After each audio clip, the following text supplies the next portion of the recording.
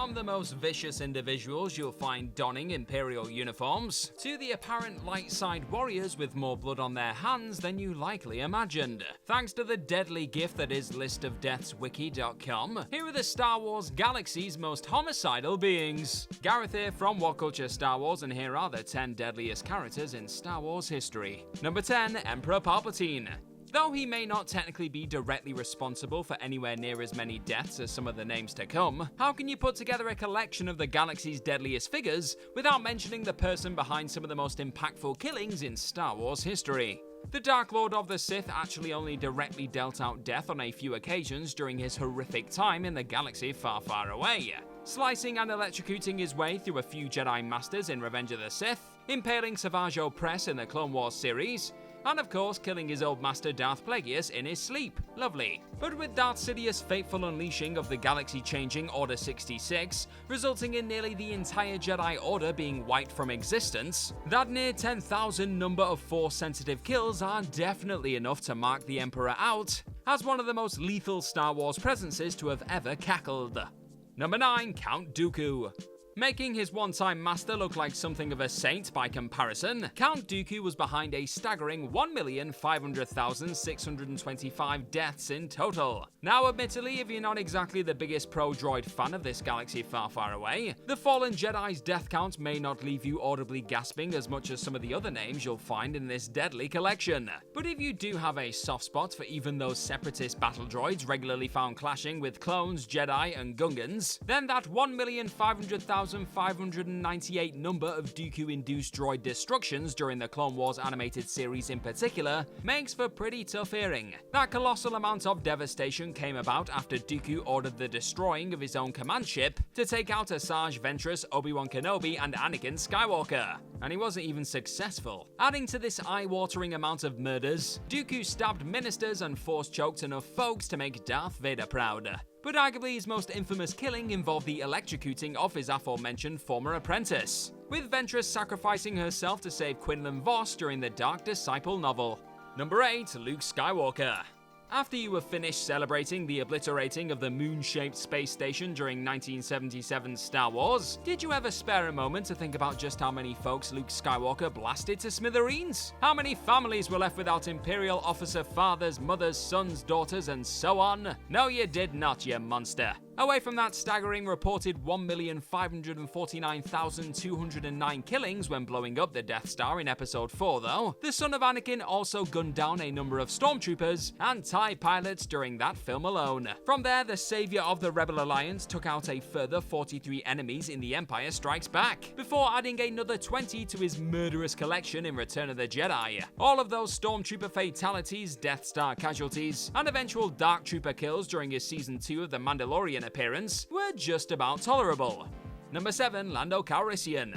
Much like Luke Skywalker before him, Lando Calrissian was yet another rebel hero with an entire Death Star's worth of blood on his hands after the events of Return of the Jedi. But whereas the first Death Star only saw over 1.5 million folks being exploded after one accurate shot down a thermal exhaust port, the destruction of the Death Star 2 was said to have resulted in 1,206,293 crew members meeting their maker and 637,835 Imperial Army and Navy personnel being killed. That's a shocking 1,844,126 murders from that empire-destroying moment alone. The sharpshooting Lando also gunned down a few TIE pilots in Episode 6 and blasted the odd stormtrooper and Pike over the years too. Yet few are really all that quick to remember just how many lives were taken by the lovable rogue during the Rebel Alliance's quest for peace in the galaxy. Number 6, Wrecker. Another entry that will likely leave those droid lovers out there shedding a tear for those mechanical delights no longer with us. The Bad Batch's Wrecker was at the center of one hell of a droid massacre during Season 7 of the Clone Wars animated series. During the unfinished business entry in that 7th season, Wrecker does precisely what he loves the most. But it's during this particular episode of blowing stuff up that the elite clone terminates between 2,448,247 to 2,450,400 112 droid crew members as Admiral Trench's dreadnought explodes post-detonation, wiping out all around it in the process too. And over the course of his always destructive displays during the likes of the Clone Wars and the Bad Batch shows, the sweet yet savage Wrecker has now managed to take out a grand total of 2,451,227 enemies. And that number only covers his efforts up to the end of Bad Batch Season 1. Number 5. Barriss Offee.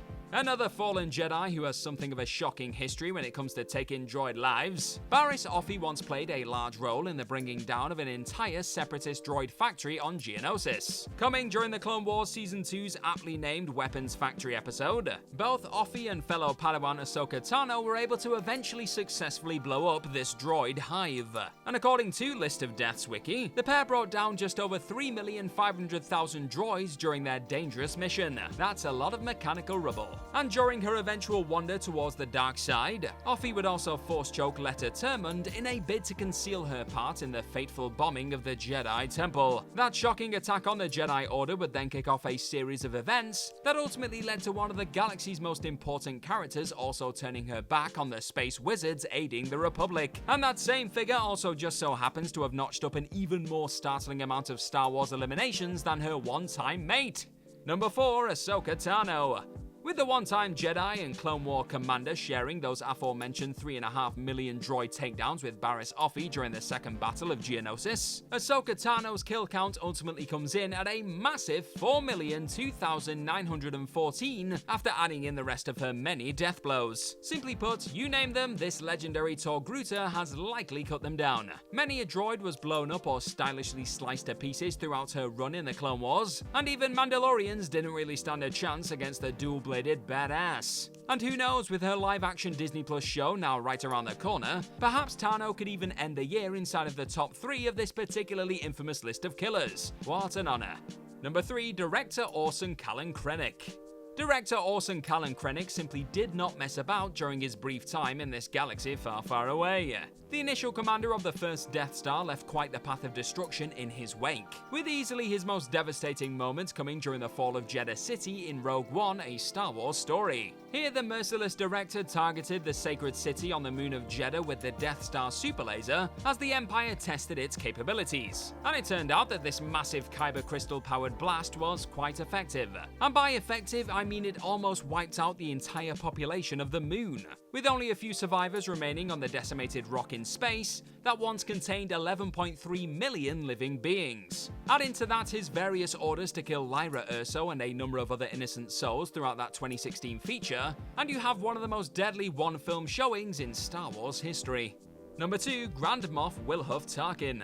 Looking at what his one-time colleague/rival was able to pull off in Rogue One, and seemingly making it his mission to blow director Krennic's explosive efforts out of the water in more ways than one, Grand Moff Wilhuff Tarkin's actions when commanding the Death Star were nothing short of barbaric. Rogue One obviously saw the military officer blow Scarif Citadel Tower and a big chunk of the planet to smithereens in much the same way Krennic obliterated Jeddah City. But that zapping of the director Cassian Andor and Jyn Erso merely served as a deadly appetizer.